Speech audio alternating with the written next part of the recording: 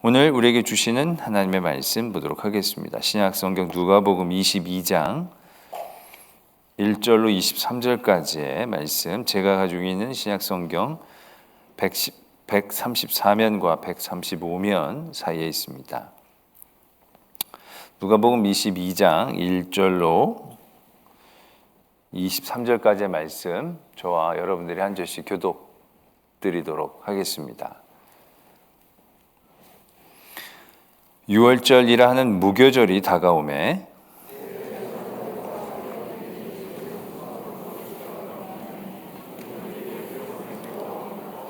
열둘 중에 하나인 가룟신이라 부르는 유다에게 사탄이 들어가니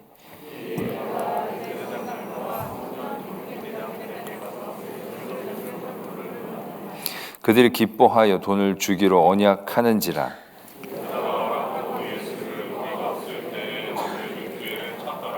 유월절 양을 잡을 무교절 날이 이른지라.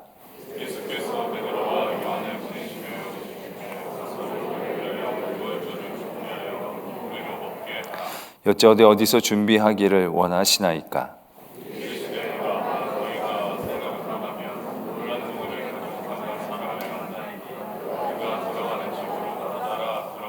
그 집 주인에게 이르되 선생님이 내게 하는 말씀이 내가 내 제자들과 함께 유월절을 먹을 객실이 어디 있느냐 하시더라 하라.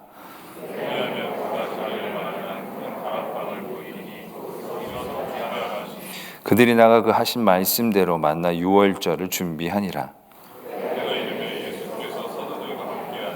이르시되 내가 고난을 받기 전에 너희와 함께 이 유월절 먹기를 원하고 원하였노라.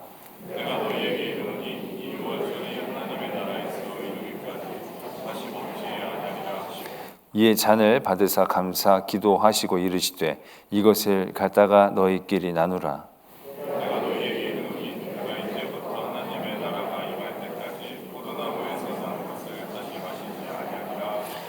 또 떡을 가져 감사 기도하시고 떼어 그들에게 주시며 이르시되 이것은 너희를 위하여 주는 내 몸이라. 너희가 이 일을 행하여 나를 기념하라 하시고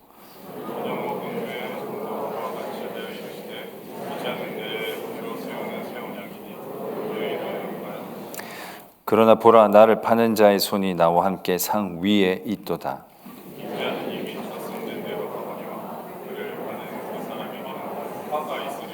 함께요. 그들이 서로 묻되 우리 중에서 이 일을 행할 자가 누구일까 하더냐. 아멘. 하나님의 말씀입니다. 이 시간 예수님께서 잡히시기 직전에 예루살렘에 올라가셔서의 한 주간의 사역들을 우리가 쭉 살펴보고 있는 가운데 있습니다. 오늘은 이제 잡히시던 날 밤에 나누셨던 그 유월절 만찬에 대한 말씀을 우리가 보게 됩니다.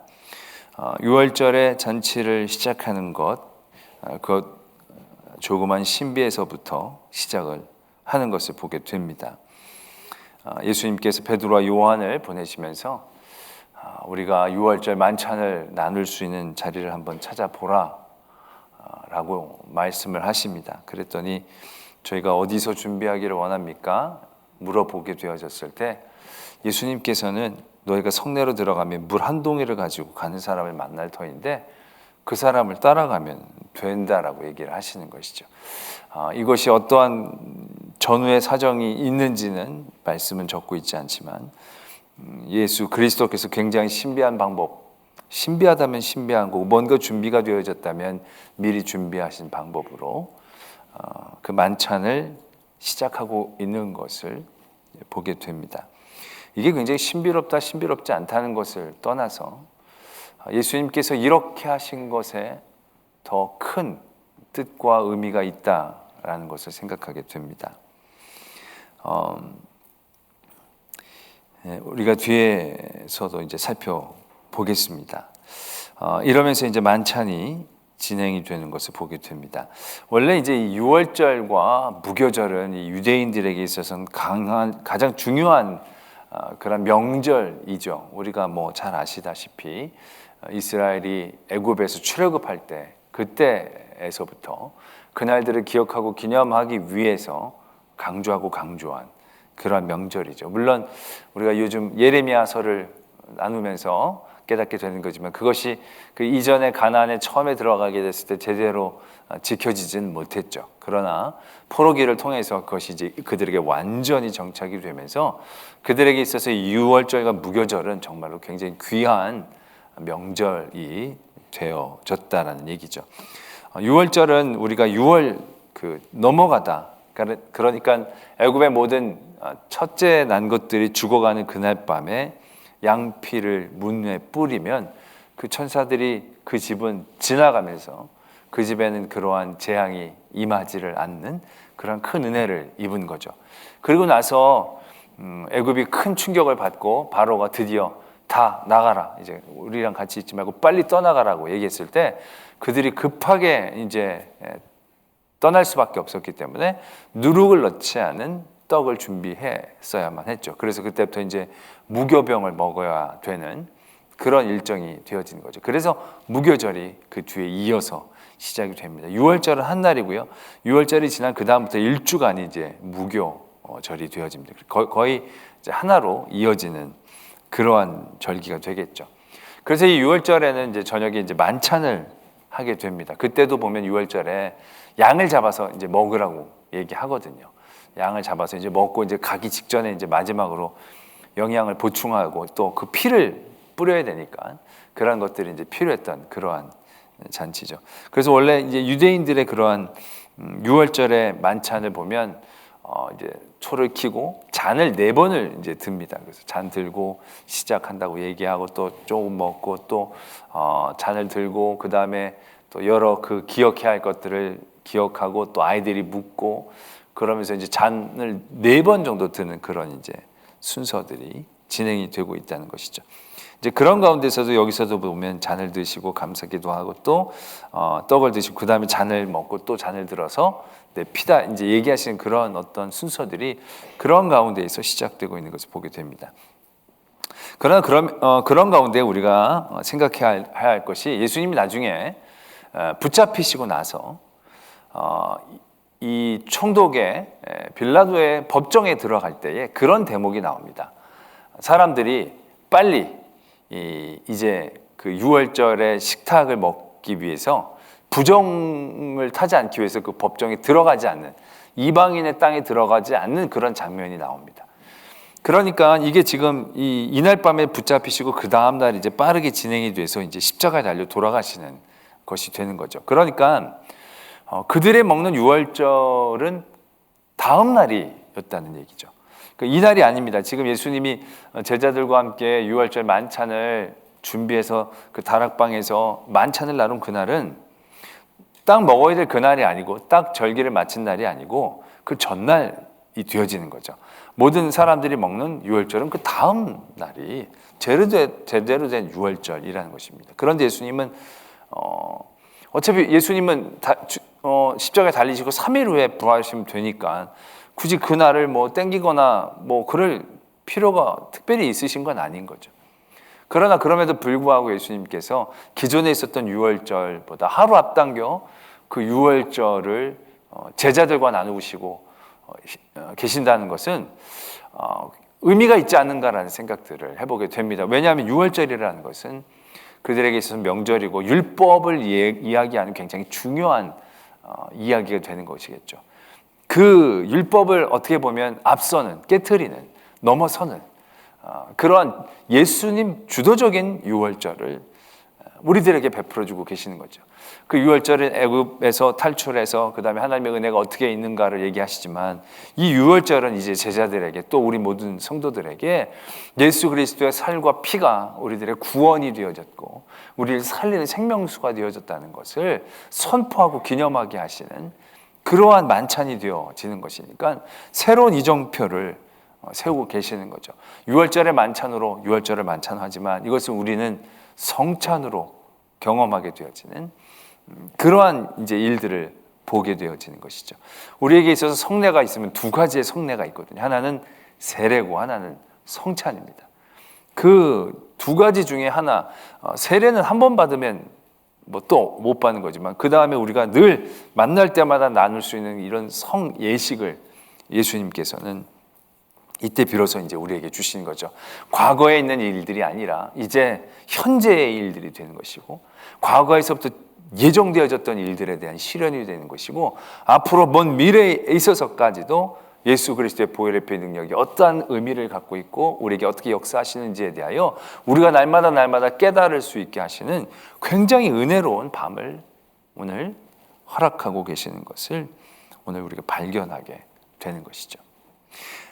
그러면서 이제 아까 유월절 만찬을 준비하는 것에서부터 우리가 다시 한번 살펴봐야 할 것이 있습니다. 우리가 이제 예수님이 이제 잡히시고 십자가에 이제 달리시고 고난을 받으시는 그러한 일들이 예정되어 있습니다. 이 일들 이전에 요 직후에 보면 우리에게 기억에 남는 예수님의 모습이 있습니다. 바로 뭐냐면 겟세마네 동산에서의 기도인 거죠. 그때 기도의 내용의 뉘앙스는 뭐냐면 이 잔을 내게서 옮겨주십시오. 하실 수만 있다면 옮겨주십시오. 라고 얘기하시는 이제 예수님의 모습을 우리가 기억하게 됩니다. 그러나 내 뜻대로 하지 마시고 아버지의 뜻대로 되기를 원합니다. 그렇게 기도를 드리죠. 우리는 거기에서 예수님의 순종을 본다는 거죠. 예수님의 순종을. 그러면서 예수님께서 그 모든 역사들을 하나님을 향한 순종으로 인하여 이루어 주시고 또 우리에게 베풀어 주시는 그런 이미지를 우리가 강하게 갖게 되어지는 요소를 만나게 된다는 거죠. 그러나 그렇게 되면 예수님은 대단히 어떻게 보면 약간 수동적인 느낌으로 우리에게 다가올 수밖에 없는 거죠. 왜냐하면 예수님 굉장히 고통스럽고 그런 일들에 대해서 피하고 싶었는데 하나님이 하라고 하시니까 순종함으로 이 일들을 감당하는 어떤 약간 수동적인 모습, 우리의 구원 사역에 대하여 예수님은 재물처럼 보여지는 그냥 아주 큰 의미를 둬야 순종하고 아무 소리 않고 따라가는 어떤 양과 같은 이미지, 그런 이미지로 남겨주기 쉽다라는 것이죠. 그러나 우리가 유월절을 준비하는 유월절이라는 것은 아까도 말씀을 드렸듯이 이제 내가 너희를 위해 내 피를 뿌리고 내 살을 찢는다라는 것을 선포하는 그러한 시간이라는 거죠. 그런 유월절을 준비한다는 것 자체가 이미 그의 사역에 대한 시작이고 결단을 의미하는 건데 그 잔치를 마지못해 준비하시는 게 아니라 예수 그리스도가 모든 것들을 주관하신다라는 것을 우리는 볼 수 있어야 한다는 것이죠. 제자들이 찾아서 만찬을 주관하는 것도 아니고 예수님이 벌써 그것들을 다 예비하신 거예요. 제자들에게 시켰지만 제자들에게 알아보라는 게 아니에요. 제자들에게 가서 확인하고 오라는 거예요. 이미 예수님이 다 예정해 놓으신 거예요. 예수님이 주도하시는 거예요. 그 모든 것들을 예수님이 이끌어 가시는 거예요. 힘들고 어려워 보여서 피하고 마지못해 하는 어떤 더딘 그런 걸음이 아니라 그 걸음을 향하여 단호하게 나가시는 예수 그리스도의 모습, 그런 모습이라고 우리는 받아들여야 한다는 것이죠. 어떻게 신비하게 이렇게 예수님이 초자연적인 예비한다는 것이 중요한 게 아니라 이미 예수님이 그런 모든 잔치를 예비하셨고 그의 기꺼운 마음으로 나아가셨다라는 사실이죠. 그리고 제자들에게 물론 이 누가복음에는 적혀져 있지 않지만 제자들의 발을 씻겨주시는 그런 사건들을 통해서 예수님이 철저하게 그들에게 관계하며 낮아짐으로 그들을 품고 사랑하는 마음으로 그들에게 나아가시는 예수님의 모습이 그대로 남겨져 있다는 것이죠. 그것은 결국 굳이 발을 씻겨주는 모습을 적지 않는다 할지라도 여기에서 떡을 나누시고 잔을 나누시면서 이것은 너희를 위하여 주는 내 몸이다. 너희를 위하여 주는 내 몸이다. 그 너희를 위하는 게 누굽니까? 여기에 주체는 예수님이죠. 내가 너희를 위하여 이걸 준다라는 얘기죠. 하나님이 원하셔서 내가 억지로 준다라는 게 아니라 너희를 위하여 주는 내 몸이라는 거죠. 그러니까 우리를 향한 예수 그리스도의 얼마나 적극적인 사랑의 모습들이 담겨져 있는가를 우리는 바라볼 수 있어야 한다는 것이죠. 또 이 잔은 내 피로 세우는 새 언약이다라는 거예요. 억지로 누가 세운 게 아니라 내가 약속을 세운다는 거죠. 그래서 이 피를 통하여 너희를 다시금 세우고 그 언약을 더욱더 굳건히 붙잡게 하겠다라는 예수 그리스도의 우리를 향한 고백과 결단들을 우리는 이 유월절 만찬에서 바라볼 수 있어야 한다는 것이죠. 더군다나 이 유월절 만찬을 통한 예수 그리스도의 이러한 고백과 이러한 모습들이 얼마나 강하고 크고 위대한가를 대비할 수 있는 이야기들이 이 안에 녹아져 있죠. 그게 바로 뭐냐면 가룟 유다에 대한 얘기입니다. 많이 적혀져 있지는 않지만 우리를 굉장히 성가시게 하는 대목이 되어지는 것이죠. 처음부터 많은 대제사장들, 서기관들이 고민을 하기 시작하는 얘기가 적혀져 있죠. 그들이 어떻게 하면 예수 그리스도를 죽일까 궁리하는데 섣부르게 손을 댈 수가 없는 거죠. 왜냐하면 지금 그렇게 인기가 좋은데 어떻게 되기가 쉽지 않은 그런 상황인 것이죠. 그런데 그렇게 고민하고 있는 찰나에 예수님의 제자 중에 한 사람이 그들을 찾아온 것입니다. 그리고 그들과 협의를 하는 거예요. 어떻게 하면 예수를 잡을 수 있을지. 그랬더니 이 가룟 유다가 내가 예수 그리스도의 동선을 잘 아니까 백성들이 없는 그 시간, 백성들이 반응하기 그 어려운 시간들, 밤에 저녁에 으슥한 곳 그런 쪽에 가실 때를 내가 아니까 그때 너희를 인도해서 예수 그리스도를 어렵지 않게 잡을 수 있고 그 잡으면 그 다음부터는 일사천리로 그 저녁에 재판을 진행을 해서 처리해버리면 되지 않겠는가. 아마 그런 얘기들이 오고 갔을 것이다라는 얘기죠.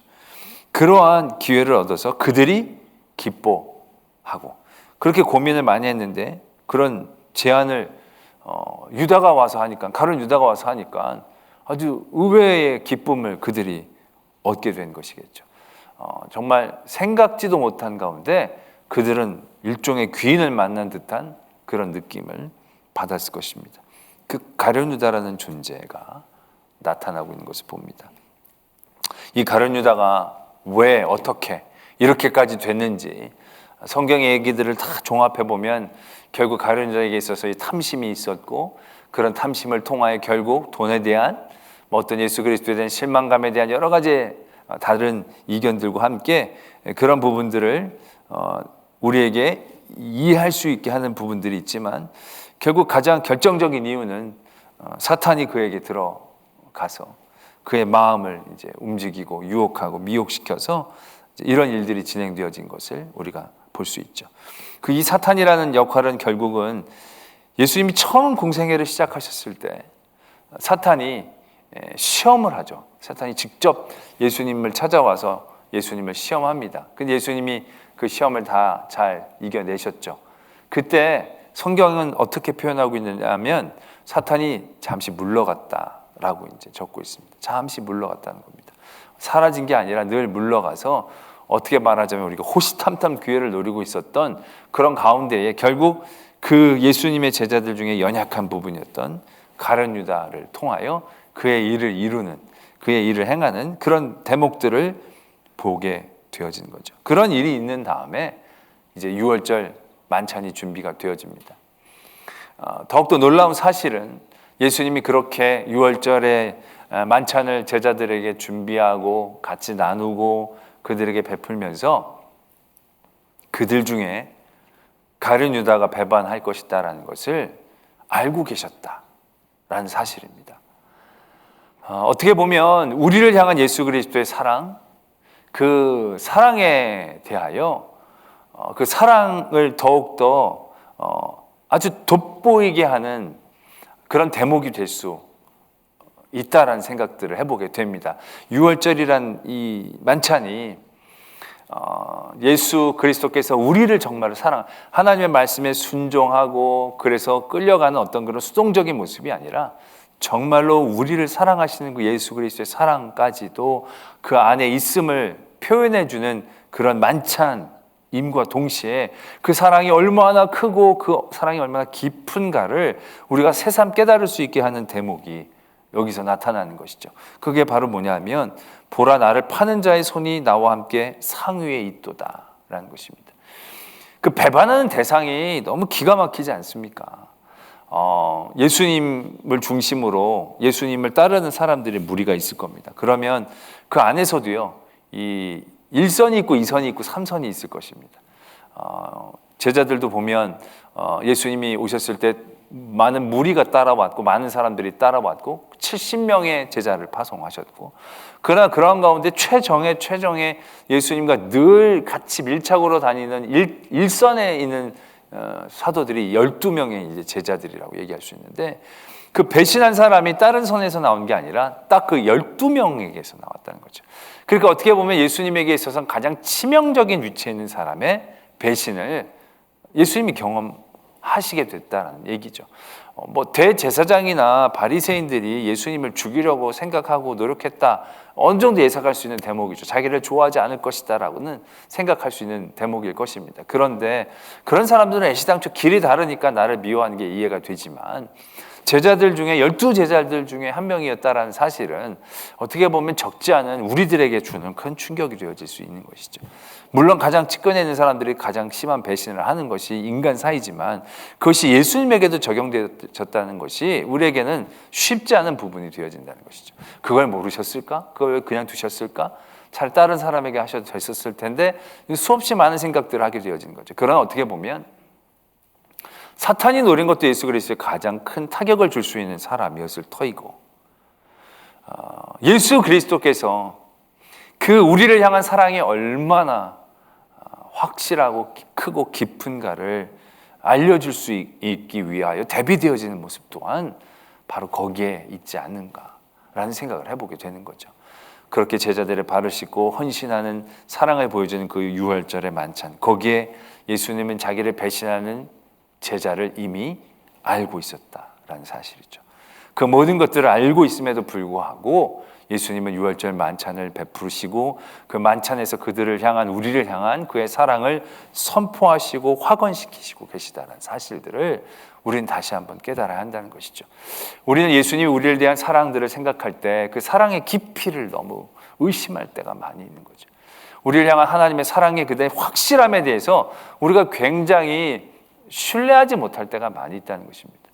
그러나 우리를 향한 사랑이 얼마나 크고 깊은 사랑인가, 우리는 이 대목으로 봐서 또한 깨달을 수 있어야 한다는 거죠. 여러분들은 그렇게 하라는 얘기가 아니라 반어적으로 여러분들이 얼마나 나쁜 짓을 하면 예수님이 여러분들을 버리실 것 같습니까? 생각해 보십시오. 정말 얼마나 나쁜 짓을 해야 예수님이 넌 안 되겠다라고 우리를 버리실 것이라고 생각하십니까? 주일 한 달 빼먹으면 버림받을까요? 그건 확실히 아니라고 다들 생각하실 거예요. 네, 그럼 뭐 사람 한 2-3명 죽이면 그런 가능성이 없을까요? 2-3명 갖고 안 되면 한 뭐 10만 명, 100만 명 죽이면 그런 가능성이 없어질까요? 어떻게 생각하세요? 근데 그래도 왠지 그렇게 많이 저질러도 우리를 향한 예수님의 사랑은 변치 않을 것 같은 생각이 있지 않습니까? 그렇죠. 믿으시면 아멘. 그렇죠. 성경에서도 말씀하고 있는, 진홍같이 붉을지라도 눈과 같이 희어질 것이다. 예수 그리스도의 보혈의 피가 씻지 못하는 죄가 있겠느냐는 거죠. 없다는 겁니다. 예수 그리스도의 보혈의 피는 모든 죄를 씻어서, 모든 죄의 사슬을 끊어서 우리에게 자유와 하나님의 백성이 되어지는 은혜를 주시는 힘과 능력입니다. 절대적인 은혜인 것이죠. 그렇기 때문에 우리의 죄 중에 예수 그리스도의 보혈의 피로 씻지 못할 죄는 하나도 없다. 정답입니다. 이게 정답입니다.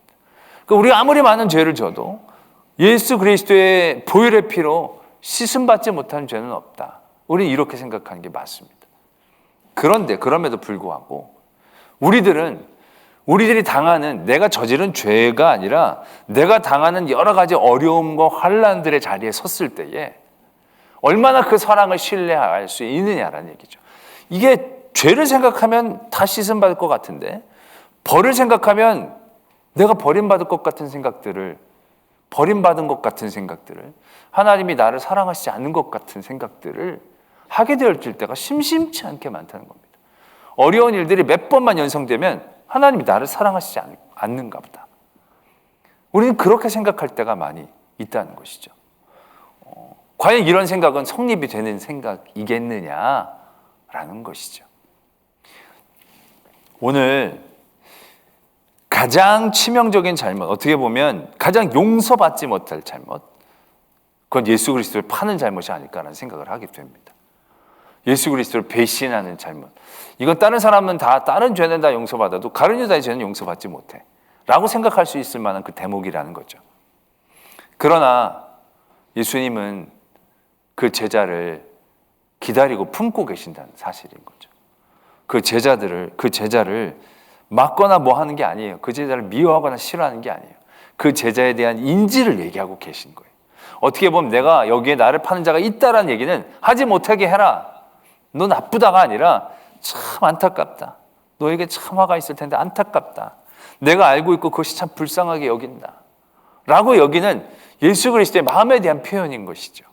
그 마음은 앞으로 가룟 유다뿐만이 아니라 우리 모두에게 유효가 되는 말씀이라는 거죠. 어떻게 보면 가룟 유다도 그가 기회를 얻어 하나님 예수 그리스도에게 회개했더라면 그는 또 다른 자리가 열려질 수 있었을 거예요. 베드로도 부인했지만 회개했을 때 쓰셨듯이 어떻게 보면 가룟 유다가 그렇게 예수 그리스도를 판 그 다음에 정말로 눈물로 하나님 앞에 회개하고 하나님 앞에 순교의 자리로 나갔더라고 한다면 가룟 유다의 이름도 사도 바울처럼 예수 믿는 사람을 잡았던 사람에서 복음을 전하는 전도자로, 베드로처럼 배반했던 자에서 또한 그리스도를 위해서 헌신했던 자로 그 이름으로 바뀌지 않으리라고 누가 얘기할 수 있겠냐는 거죠.